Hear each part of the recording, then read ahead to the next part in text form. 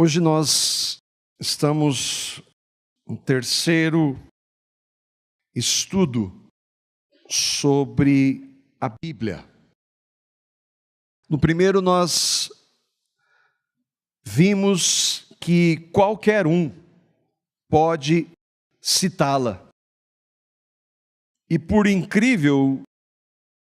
mais incrível que seja, nós vimos o próprio diabo usando a Bíblia para tentar enganar o autor dela, o Senhor Jesus. Com isso nós vimos como o engano se manifesta de tantas formas. Vimos que com este grande problema, inúmeras pessoas, das mais diversas orientações, usando a Bíblia, citando Jesus, nós temos um grande problema, que é identificar quem está falando a verdade, quem está usando a Bíblia de maneira que Deus seja honrado e glorificado. Nós vimos que a palavra nos manda julgar, e vimos que no grego, a língua que foi, o idioma que foi escrito no Novo Testamento, essa palavra significa separar, distinguir, estabelecer a diferença, e em alguns casos ela significa inclusive hesitar, ou seja, todo cuidado com quem você ouve, inclusive nós aqui. Cuidado com qualquer pessoa que usa a Bíblia, que fala de Jesus. No segundo estudo nós vimos que nós temos que entender o texto e que Deus não escreveu, como nós vimos, um código, onde só algumas pessoas muito inteligentes conseguem entender, nem que só alguns pastores de grau elevado consigam entender. Não, Deus escreveu um texto. Ele, ao inspirar a palavra, ele escreveu a homens. Ele escreveu para esses homens nos idiomas desses homens. Ele não falou e não usou língua de anjos. E Deus falou com esses homens em palavras que eles poderiam entender. E não somente isso, Deus queria que eles transmitissem os ensinos, ou seja, tudo isso foi de maneira compreensível para aqueles homens. O texto bíblico, nós vimos, qualquer pessoa com um mínimo de compreensão e que entenda, que saiba interpretar, consegue ler. Algumas passagens são difíceis, mas a maior parte do texto consegue ler e entender o texto. Crer é outra coisa, mas ler e entender, todos nós podemos.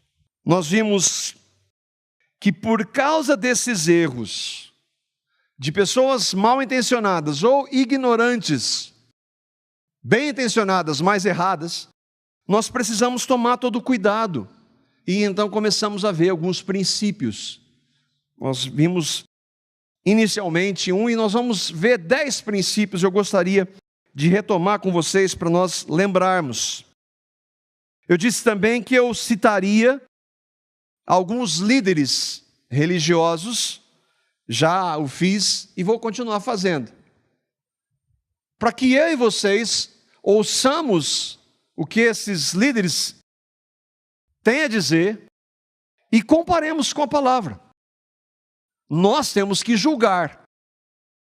Fica a seu critério analisar o que aquele homem, aquele líder, seja ele quem for, se o que ele está dizendo está correto, de acordo com a Bíblia, que é a palavra de Deus. Por que isso, Marco? Bom, primeiro porque hoje, com acesso à internet, todos nós recebemos textos, áudios e vídeos de inúmeras pessoas de vários lugares, falando em nome de Deus, em nome de Jesus, e usando a Bíblia. E você precisa ter um mínimo de compreensão para discernir quem é aquela pessoa, de onde ela vem, o que ela crê. Todos nós recebemos várias críticas por crermos em uma compreensão da Escritura. E dizem que até é satânica. Como é que você vai saber? Porque eu estou dizendo? Não, você vai ter que olhar na Escritura e examinar cada detalhe para ver se o que nós estamos dizendo aqui está coerente com a palavra de Deus.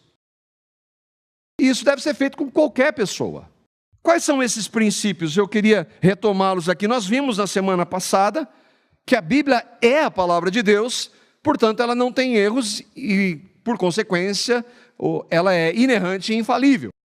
Hoje, pela graça, vamos ver somente a Bíblia é a regra de fé e prática para os verdadeiros cristãos. Não há nenhuma outra fonte, nenhuma outra instituição, nenhum outro homem, nada, nem outro livro, nada, só a Bíblia. Vamos ver que a iluminação do Espírito Santo é imprescindível para nós crermos e entendermos a palavra. Veremos, pela graça de Deus, que Cristo é o centro da Bíblia. Ele está apresentado de Gênesis a Apocalipse. Que vamos, ao estudar a palavra, nós precisamos considerar a história, o contexto e a língua. Há muitos erros cometidos hoje por algumas igrejas evangélicas que não consideram usos e costumes, por exemplo, e que há um contexto histórico e que trouxeram para 2000 anos depois, algo que não se aplica mais. Nós precisamos saber onde isso se aplica, quais textos. Nós devemos entender que nós nunca devemos ir além do que está escrito. E hoje há muitas pessoas trazendo visões que não estão no relato bíblico. E eu e vocês não precisamos, melhor ainda, não temos e não devemos dar crédito. Nós devemos procurar o sentido literal do texto. Quando você lê, se você entender aquele, a não ser que o próprio texto, nós vemos que a palavra tem vários estilos de linguagem, nós vamos ver isso, a não ser que o próprio texto mostre que ele não é literal. Vamos ver que passagens difíceis para serem compreendidas, nada melhor que nós fazemos é pegarmos outras passagens que ajudem a explicá-la. A Bíblia interpreta a Bíblia. Devemos considerar a revelação progressiva. Por exemplo, muita coisa do Velho Testamento, ainda que palavra de Deus, não se aplica mais a nós. Mas ela é a palavra de Deus e tinha um processo, era Deus falando, nós vamos ver hoje, Deus falou no Velho Testamento assim como Ele falou em Cristo. Deus não muda. E também que nós devemos, importante, considerarmos o que homens de Deus na história, como eles viram algumas dessas passagens que são talvez um pouco mais difíceis, que talvez possam nos ajudar. Na semana passada nós vimos então que a Bíblia é inerrante. Em como eu devo ler? Eu devo ir para a Bíblia como palavra de Deus. E isso implica em oração, em submissão e temor. E eu não vou buscar erro porque ela não tem. Eu vou para a palavra de Deus, Senhor, é a tua palavra. E se eu ver algo que eu não compreendi, Senhor, traga revelação. Vou ler, ou um irmão, vou conversar com alguém, vou ler e pedir para que o Senhor fale. Mas nunca a Bíblia vai ter erro, porque ela é a palavra de Deus. Peça a Deus que fale com você por meio da sua palavra. Não vá para adquirir conhecimento para que não haja aplicação. Fala, Senhor, comigo pela sua palavra, porque a única garantia que a gente tem que Ele fala é pela palavra dEle. Reconheça que devido à nossa limitação e pecaminosidade, e ainda um coração que é desesperadamente corrupto, nós podemos errar. Nós podemos errar. Autores podem errar, intérpretes podem errar, mas a Bíblia não. E na leitura e compreensão do texto, então nós podemos errar, nós temos que ter essa humildade. Há textos difíceis na Bíblia? Sim. Que são mal interpretados? Sim. O problema está na Bíblia? Não. Nas dificuldades, quando você encontrar um texto, ore, examine a Escritura, procure homens piedosos que creiam no Evangelho, amem a palavra para ajudar. Procure homens piedosos, uma dica. Se alguém falar para você, a Bíblia está cheia de erros, faça essa pergunta, onde estão os erros? E se ele mostrar, pegue o que ele está dizendo, se você não souber, vá ler e ouvir procurar homens que creiam no Evangelho, que creiam na Bíblia como palavra de Deus. Eu te garanto, com 100% de certeza, você vai ter a resposta para aquele erro, entre aspas. Agora, se você for ler um incrédulo, um apóstata, aí você vai achar muito. Adote essa regra. Onde está o erro? Onde está a contradição? Pegue o texto, leia, ouça irmãos que creem, leia irmãos, ore, peça direção ao Senhor, você vai saber que ela não está errada. Quem está errado é aquele que está querendo dizer que ela está. Nós vimos que toda a Escritura é inspirada por Deus. O que significa ser inspirada? O que essa palavra inspirada quer dizer? Que Deus dirigiu homens para escrevê-la. E aqui há 4 propostas. Com isso a gente já consegue discernir e quem crê como esses homens creem, aqueles que a gente pode ouvir e aqueles que a gente deve evitar. Existe uma delas que eu tratei na semana passada, que ela é chamada, o termo é técnico, neo-ortodoxa. E que alguns autores, como eu citei, por exemplo, que são renomados, como Rudolf Bultmann e Paul Tillich, adotavam essa linha. O que essa compreensão quer dizer? A Bíblia ela não é palavra de Deus, mas palavras falíveis escritas por homens falíveis que Deus pode usar. Ela não é a palavra de Deus, mas Deus pode usar esse livro imperfeito. Existe uma outra que diz que Deus ditou tudo o que está escrito. É a compreensão que todo o texto é ditado. E nós vamos ver isso na Bíblia? Sim, em alguns casos vamos ver. Eu quero ler um texto. Jeremias capítulo 30, versículo 1 e 2, onde Deus literalmente diz para Jeremias: esta é a palavra que veio a Jeremias, da parte do Senhor. Deus falou com Jeremias: assim diz o Senhor, o Deus de Israel, escreva num livro todas as palavras que eu falei. Isso acontece que Deus disse sim, mas é sempre? Não. Não é sempre assim. Alguns então vão dizer que tem erro, que nós não cremos. O que nós cremos quando nós falamos que a palavra de Deus ela é inspirada? E aqui é uma definição que diz assim: cada palavra da Bíblia é a palavra de Deus. Quando os homens escreveram, o Espírito Santo os dirigiu, de modo que os textos são as palavras inspiradas de Deus. Ainda que características dos escritores fossem mantidas, os escritos da Bíblia são exatamente o que Deus quis que eles escrevessem. João, Paulo, Pedro são escritores, não autores, o autor é Deus, escritores da Bíblia, com suas características, com os seus estilos de escrita. Deus não os isentou disso, mas os dirigiu pelo Espírito para que eles escrevessem aquilo. Essa é a compreensão que nós temos. E que às vezes Deus, como vimos para Jeremias, ele fala para Isaías, assim diz o Senhor, Deus está ditando, mas às vezes Deus vai usar inspiração e direção para aqueles homens escreverem com a capacidade que eles tinham, com a escrita, com o conhecimento que eles tinham, mas que não deixa de ser palavra de Deus, porque foi inspirada, ainda que não tenha sido ditada. Com isso, nós vamos então para o segundo princípio. O primeiro é que a Bíblia é a palavra de Deus, inerrante e infalível. O segundo, por que só a Bíblia? Bom, só com isso já está respondido. Porque é o único livro, por assim dizer, na realidade são 66 livros, que se autoproclamam e com toda certeza, palavra de Deus, foram inspirados por Deus. É o único que pode dizer que nós temos certeza, apesar de muita gente estar trazendo mensagem em nome de Deus que não vem dele. Só a Bíblia, e esse é um pilar para nós, só a Bíblia ela é regra de fé e prática para os cristãos verdadeiros. O que é regra de fé? Tudo que nós cremos a respeito dos assuntos, por exemplo, quem é Deus, nós cremos Deus, Pai, Filho e Espírito Santo, como nós somos salvos, quem nós somos, de onde nós viemos, a Bíblia é regra de fé, que mostra que nós cremos, só está fundamentado na Bíblia. E de prática, tudo que nós fazemos deve estar fundamentado na Escritura. Onde vem a estrutura dessa liturgia que temos no culto? Nós trazemos princípios da Escritura. A palavra fala de orar publicamente, de louvores a Deus, de expor a palavra. Nós não inventamos isso. Esses princípios estão na palavra. Então eles são regra de prática. Por que você não sai dando umas piruetas aí? Porque não tem base bíblica. Tem gente fazendo isso. Por que não tem teatro? Porque não tem base bíblica. Tem gente fazendo isso.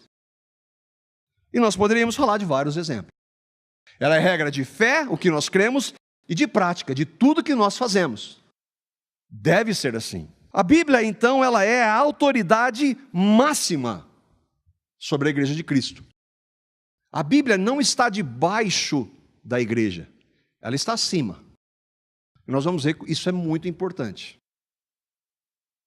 Por quê? Porque entre a minha religião, entre a comunidade cristã de Londrina, entre o que eu e o Flávio, que pregamos aqui, ou é um irmão nas casas que prega, e a Bíblia, vocês e nós temos que ficar com a Bíblia. Se houver contradição, fique com a Bíblia, sem medo. Ainda que eu grite bem alto aqui para você crer de maneira diferente. A Bíblia é a nossa regra. É a nossa única regra. Daí a importância de nós meditarmos nela regularmente. Se nós não temos contato com a Bíblia, como é que você vai julgar o ensino? Você não vai, você vai falar amém. Mas por que só a Bíblia? Há muitas razões. Nós vimos, 2 Timóteo 3,16, toda a Escritura é inspirada por Deus. Se é inspirada por Deus, Deus não erra, ela é base segura. Nós vimos que foram homens santos que escreveram guiados pelo Espírito, daí então a maneira como nós cremos. Nós vimos que a Bíblia, no Salmo 119, 101, diz que a Bíblia é o meio pelo qual nós desviamos os nossos pés de todo o caminho mal. Para você saber o que é certo e errado, como é que eu sei? Vá para a palavra. Nós vimos que a palavra de Deus, e o próprio Jesus disse, a tua palavra é a verdade. Então o Jesus verdadeiro é o Jesus descrito na palavra de Deus, que é a verdade. Porque tem gente falando de Jesuses estranhos à Bíblia. Qual você vai aceitar? O da Bíblia. E um texto que fala muito com o meu coração. A gente, se fosse pegar tantos textos, só o Salmo 119, nós faríamos vários dias estudando da riqueza da palavra de Deus nele. Mas o texto de Hebreus, capítulo 1, versículos 1 e 2, diz assim. Hebreus, capítulo 1, versos 1 e 2, nós estamos respondendo por que só a Bíblia.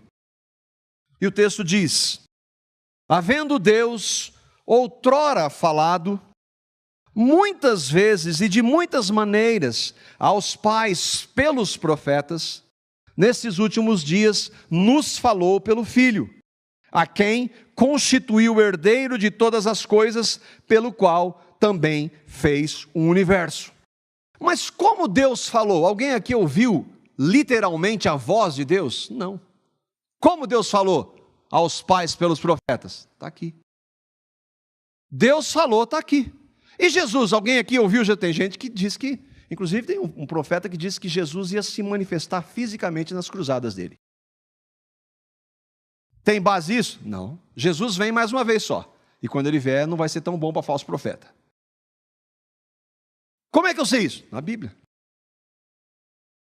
Tendo Deus outrora falado, o autor dos Hebreus está falando pouco depois da vinda de Jesus. Mas nós estamos falando 2000 anos depois. Deus falou. Deus falou. Então, se Deus falou, a Bíblia é a palavra de Deus. Falou pelos profetas.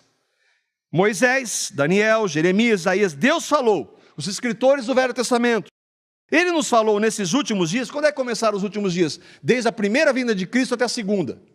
Como Deus falou? Pelo Filho. Como é que nós sabemos que o Filho falou ou fez algo? Pelo relato dos evangelhos. Só dos evangelhos? Não, das cartas. Que falam de quem? Do Filho. Há diferença entre velho e novo? Não. Mesma palavra, mesmo Deus. Ele falou pelos profetas, mas nos falou pelo Filho.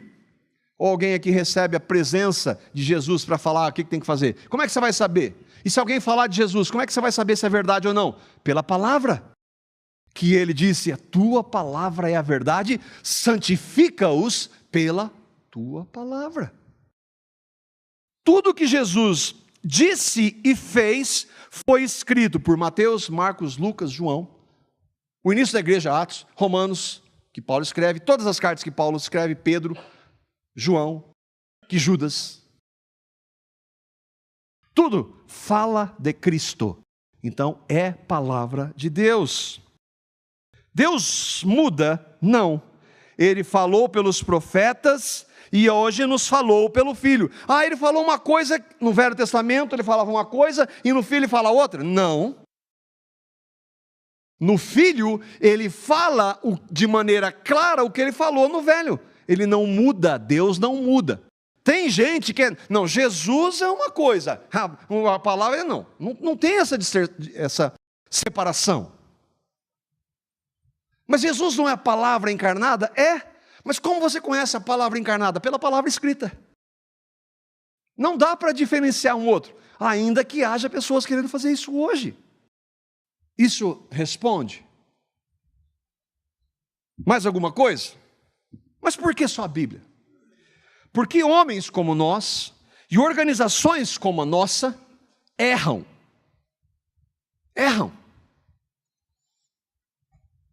Mas a Bíblia não. Você é responsável em examinar e entender os textos. Você tem que dizer, ver na sua Bíblia, se o que eu estou dizendo é verdade. Porque eu erro, mas a Bíblia não. Organizações erram, religiões erram, mas a Bíblia não. Outra coisa, ninguém pode interpretar o texto por você. Irmãos podem nos ajudar, mas é você responsável. Você é o responsável. Não é porque uma instituição ou um famoso pregador disse que aquele texto significa aquilo que você vai dizer amém. Não. Você tem que ver na palavra. É claro que para isso nós vamos passar por esse tempo, por esse ponto que é a iluminação do Espírito Santo de Deus. Ninguém consegue sem a direção do Espírito. Porque se não for só a palavra, quem passa a ser a autoridade? Se você chegasse aqui e nós disséssemos, esse texto é assim. Mas eu estou vendo, não, mas é assim. Quem passou a ser a autoridade? Nós, não a Bíblia. A Bíblia é a autoridade. Se um intérprete ou organização disserem que eles são os detentores da interpretação da Bíblia, não aceite. Por quê? Porque sempre houve, em toda a história, aqueles que diziam crer na Bíblia como palavra de Deus, em algum momento, saíram. Sempre houve, desde o início da igreja, continua até hoje. No final, quem fica? A palavra de Deus. No final, onde eu e vocês vamos colocar a nossa segurança? Na palavra de Deus. Senão nós vamos cair. Este fundamento para a verdadeira igreja, ele é inegociável. Algo que hoje, no papel, e eu vou explicar isso no papel, deveria nos diferenciar do catolicismo romano. Por quê? O catolicismo romano, o que eles creem em relação à Bíblia e a quem é a autoridade? O catecismo da Igreja Católica Romana diz assim: a tradição sagrada e a Sagrada Escritura estão intimamente unidas e compenetradas entre si. Com efeito, derivando ambas da mesma fonte divina, fazem como que uma só coisa e tendem ao mesmo fim. O que o texto está dizendo? Que a Bíblia é palavra de Deus, sim. O que ela estabelece é de Deus, sim. Mas a Igreja Católica Romana também. Então a tradição católico-romana está no mesmo nível da Bíblia. Eu disse que isso no papel, a gente vai ver que na prática não é assim. Como é que eles definem isso? O magistério da igreja, que é a liderança, toda a liderança da Igreja Católica Romana, faz pleno uso da autoridade que recebeu de Cristo. A Igreja Católica Romana defende que recebeu uma autoridade de Cristo. Então, quando ela define dogmas, são definidos por Deus por meio da Igreja Católica Romana. Isto quando propõe de um modo que obriga o povo cristão a uma adesão irrevogável da fé. Verdades contidas na revelação divina, ou quando propõe de modo definitivo verdades que tenham com elas um nexo necessário. O que eles estão querendo dizer com isso? O que ela define como dogma é a autoridade que o cristão deve se submeter. Em que nível? No mesmo nível da Bíblia. A liderança, então, do catolicismo romano diz que essa autoridade, quando eles estabelecem dogmas, ela vem da autoridade que ela recebeu de Cristo. Como essa autoridade vem? Como nós temos como verificar essa autoridade? E aqui o Concílio Vaticano I de 1870, que é um concílio que define regras para o catolicismo e que são tão importantes quanto a Bíblia, diz assim, na pessoa do Papa Pio IX: o Romano Pontífice, que é o Papa, quando fala ex cátedra, no sentido de que ele estabelece lei porque ele é descendente de Pedro, possui, pela assistência divina que lhe foi prometida no bem-aventurado Pedro, o Papa Pedro foi Papa, segundo eles, então o pontífice hoje segue a linha do Papa.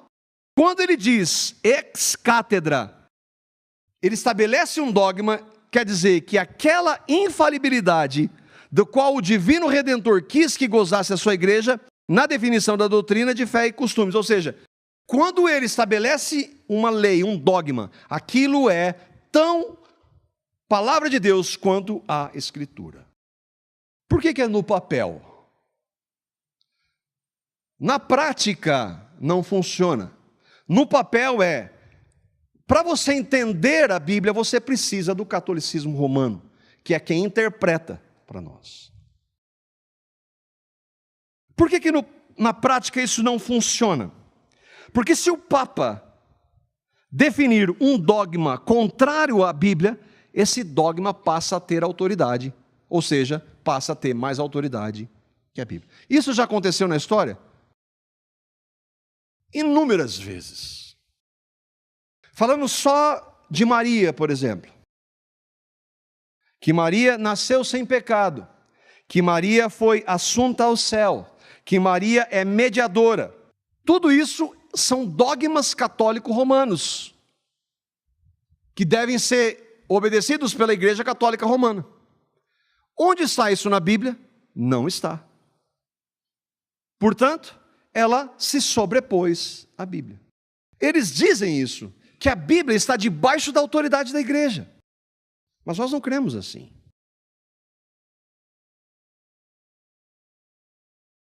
Um exemplo de um dogma estabelecido é o dogma do purgatório. O que é o purgatório? Pessoas que creram em Jesus, creram na salvação em Jesus, mas não foram perfeitas. Bom, então, nenhum é.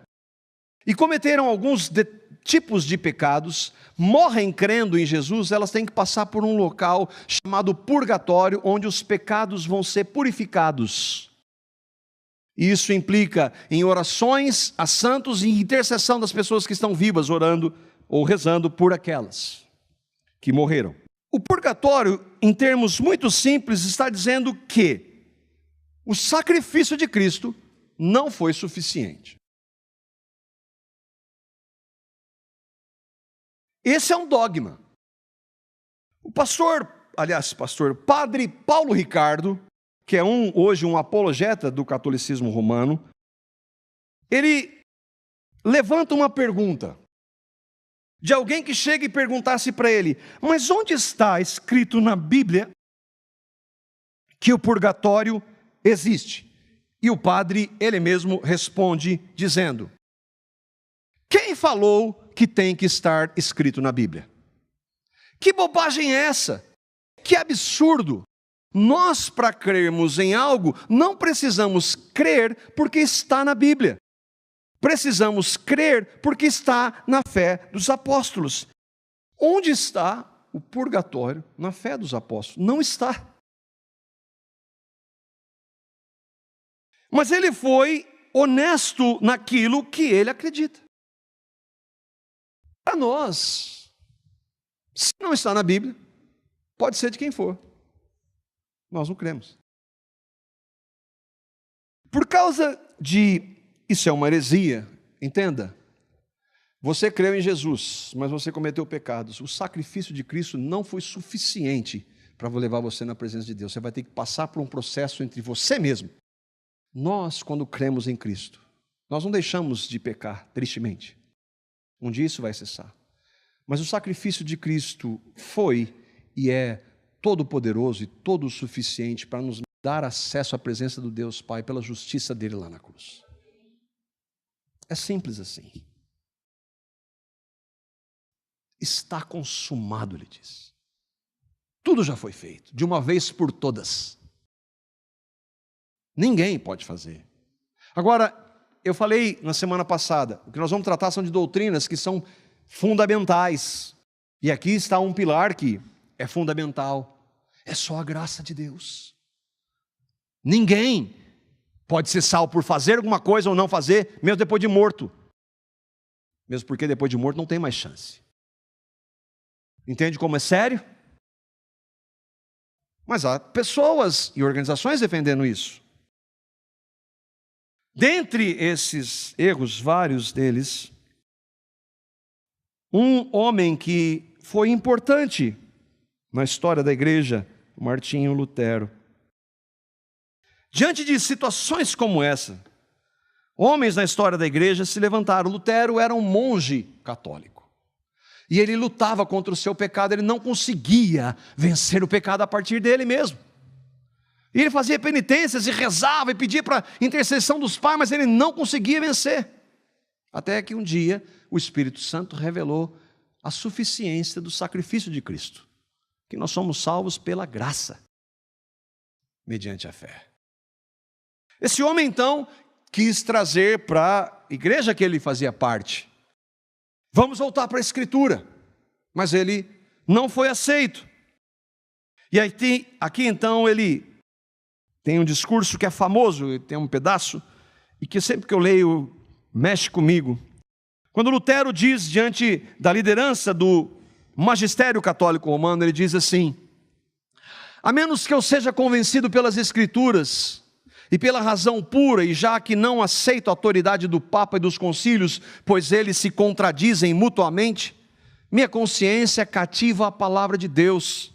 Eu não posso e não vou me retratar de nada, pois não é seguro nem certo ir contra a consciência. Ele falou assim, você está falando essas coisas aí, se retrate, que daí nós aceitamos você. Lutero não estava sentado num lugar como nós, conversando, um bate-papo, numa sala com um ar-condicionado. Quando ele disse essas palavras, ele sabia que ele ia ser tacado na fogueira. Foi pela graça de Deus que isso não aconteceu. Lutero morreria pela palavra de Deus, e nós? Você entende? Mas o que que tem? O que que tem? O que que tem? O que que tem? Não é o que que tem. Ou nós ficamos na Bíblia, a palavra de Deus, ou já era. Irmãos em Cristo morreram, ele não, mas outros irmãos morreram por não abrir mão da palavra de Deus. O que eles tinham para eles, irmãos? Um livro.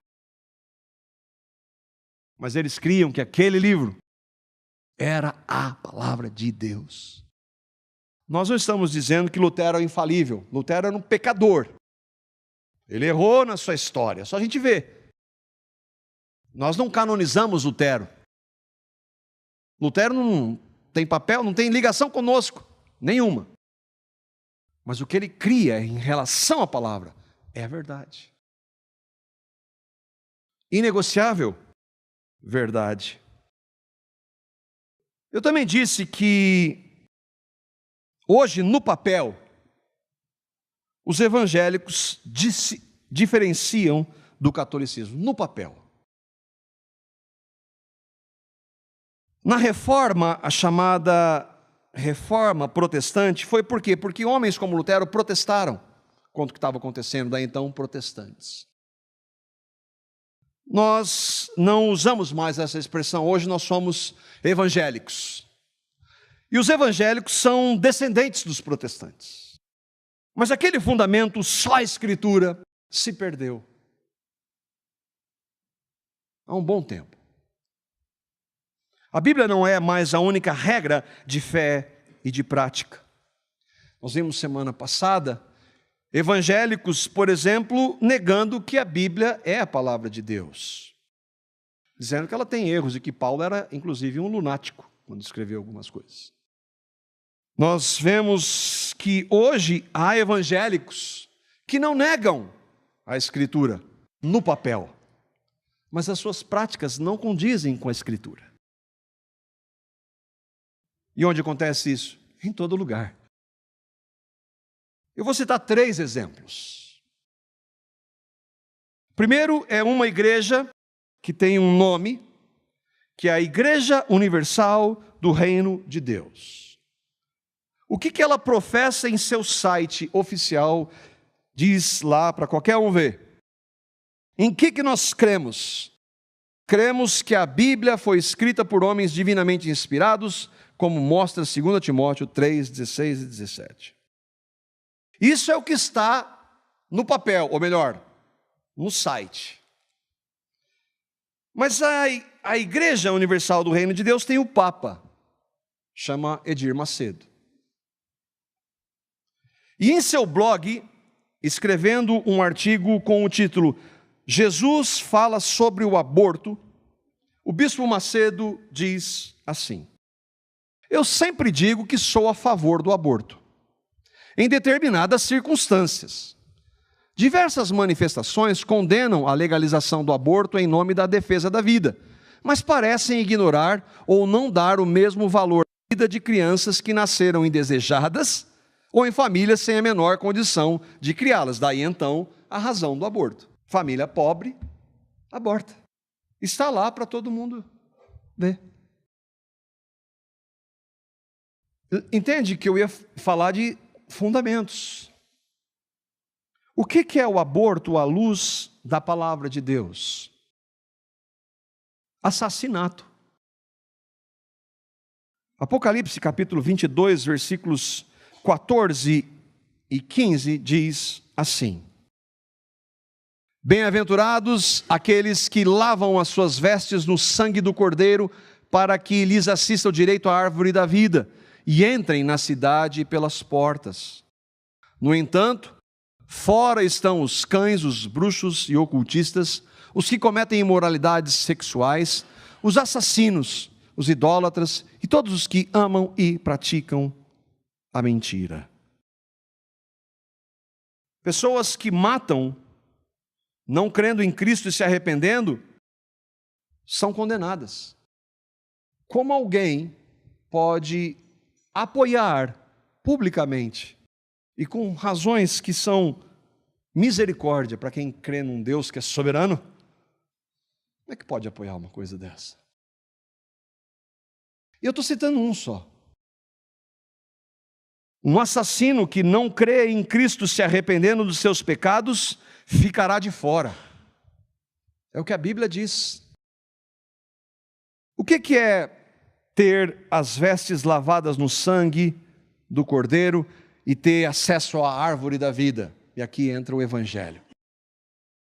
João está falando com outras palavras, que aqueles que creram no Evangelho, ainda que tenham sido assassinos, que tenham cometido imoralidade sexual, que tenham sido idólatras, que amaram e praticaram a mentira, quando ouviram no Evangelho que Deus amou pecadores como eles, e que deu o seu Filho sem pecado para cumprir toda a lei, e na cruz morrer por eles, e não somente morrer por eles, mas fazê-los morrer, e deu a eles uma nova vida.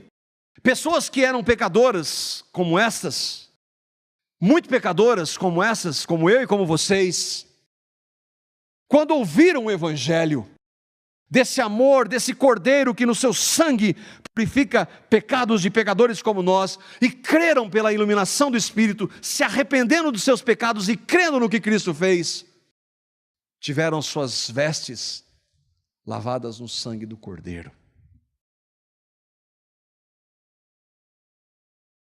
Mostraram que os seus nomes foram escritos no livro da vida antes da fundação do mundo. Você crê nisso?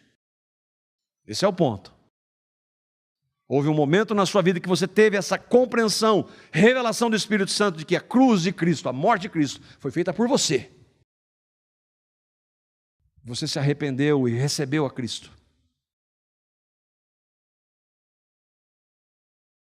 Se você recebeu, você vai estar lá.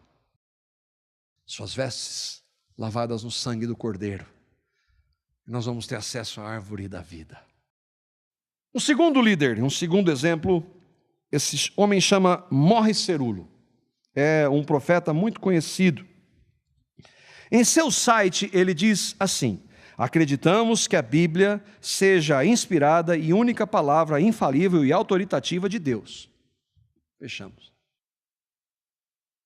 Em 2015, no programa Vitória em Cristo, do pastor Silas Malafaia, ele traz uma revelação que eu não consigo ver na Bíblia.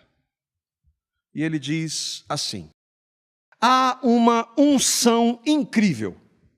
Há milhares de pessoas recebendo milagres agora mesmo. Eu quero que elas peguem o telefone agora. Não dê ouvido aos críticos.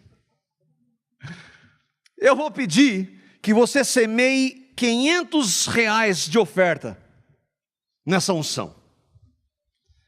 Muitos de vocês elevarão o nível de sua fé para 1.000, 5.000 e 10.000 reais. Isso me faz tremer. Ele diz: assim diz o Senhor. Eu não consigo entender como é que alguém pode ter coragem de fazer uma coisa dessa. Assim diz o Senhor: ouça-me na presença do Todo-Poderoso. A bênção vai correr atrás de você. Isso é o que a unção financeira faz. Ele diz que crê na Bíblia. Onde está isso na Bíblia? Essa é uma nova revelação de tantas evangélicas que são exatamente iguais a dogmas católicos romanos. Não tem base bíblica. Mas os evangélicos. E mais um. É uma dupla aqui daí. Esses são Benny Hinn e Myles Munroe. Em uma conversa entre os dois líderes, Myles Munroe disse isso: Deus não pode fazer nada na terra sem que haja um ser humano dando permissão a ele. Irmãos, eu estou pegando um pedaço. Isso faz parte de uma teologia dita confissão positiva, assim como a teologia da prosperidade. Como alguém que conhece a Bíblia, e esses homens conhecem a Bíblia, pode dizer algo assim: como é que pode? E não tremer. Você entende como é sério? Irmãos, eu poderia mesmo ficar uma semana aqui citando gente. Não pouca coisa, isso não é pouca coisa. Isso não é uma diferencinha doutrinária de pequeno valor. A igreja evangélica, em sua origem, rompeu com a tradição romana. Mas hoje, mesmo dizendo que crê só na Bíblia, está infestada de erros. Com base no quê? Com base na Bíblia.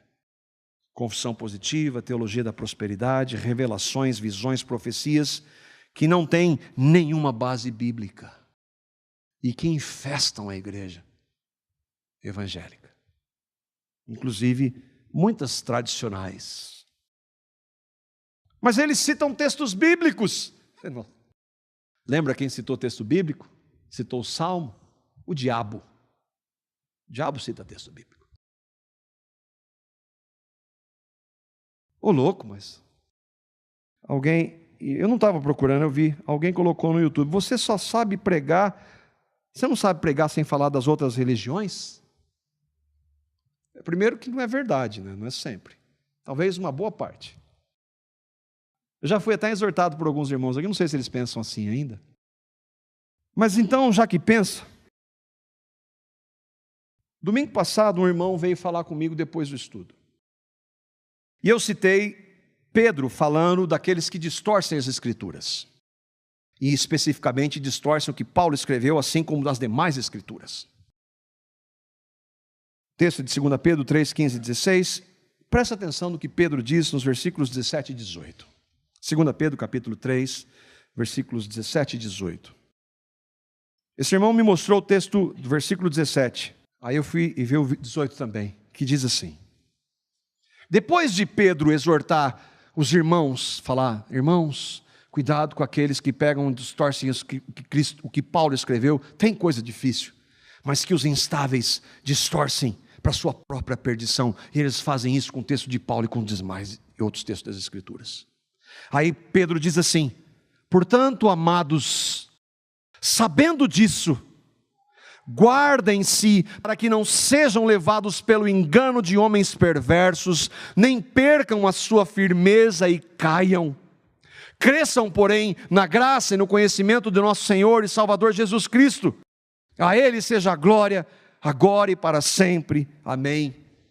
Para quem Pedro está falando isso, irmãos? Para mim e para você. Sabendo o que, Pedro? Ele não está dizendo, amados são irmãos em Cristo. Sabendo o que, Pedro? Que há homens que distorcem as Escrituras. Como é que eu sei? Ouvindo. E alguém aqui está isento? Quem de vocês nunca ouviu? E vem, às vezes, fazer perguntas. Mas como é que eu sei? Eu ouço e comparo com a Escritura. Então, Pedro, como eu devo agir, Pedro? Ele diz assim, guardem-se, para que vocês não sejam levados pelo engano de homens perversos, que falam de Jesus, que citam a Bíblia, mas são homens perversos e que distorcem as Escrituras. Ou esses homens que eu citei não citam as Escrituras. Pedro está dizendo, eu devo me guardar. O que mais, Pedro? Cresça na graça e no conhecimento de nosso Senhor Jesus Cristo. Como?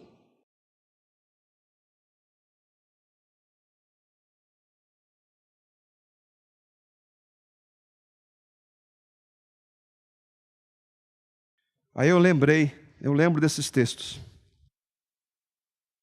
Paulo aos Gálatas. Paulo, capítulo 4 de Gálatas, versículo 16, Paulo faz essa pergunta. Porventura, eu tornei-me inimigo de vocês por lhes dizer a verdade? Não fala isso não, ofende. As pessoas não querem ouvir. Mas há aqueles eleitos dentre o Senhor que estão no engano e que precisam ouvir a verdade. Um irmão mandou essa semana, eu mandei nos grupos, John Huss, prefiro ofendê-los com a verdade do que matá-los com a mentira. Sabe o que aconteceu com John Huss? Foi queimado na fogueira.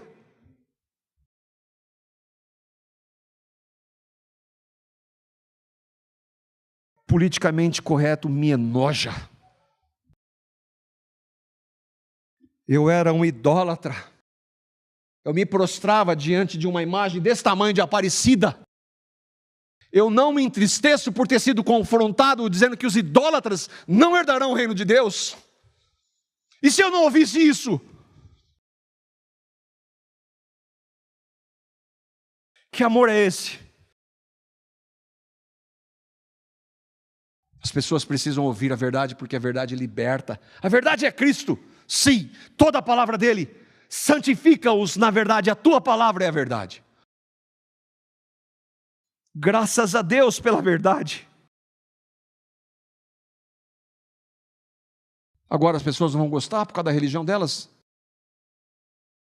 Mas e aqueles que o Espírito Santo vai mostrar que elas estão no pecado e conduzi-las a Cristo? Vale a pena, irmãos, assistir o vídeo. Tem lá no YouTube a história de John Huss, 1 hora. Vai ver. Vai chorar? Diz que não é assim. Você vai viver. Ele morreu cantando, queimado na fogueira, e não pode falar nada.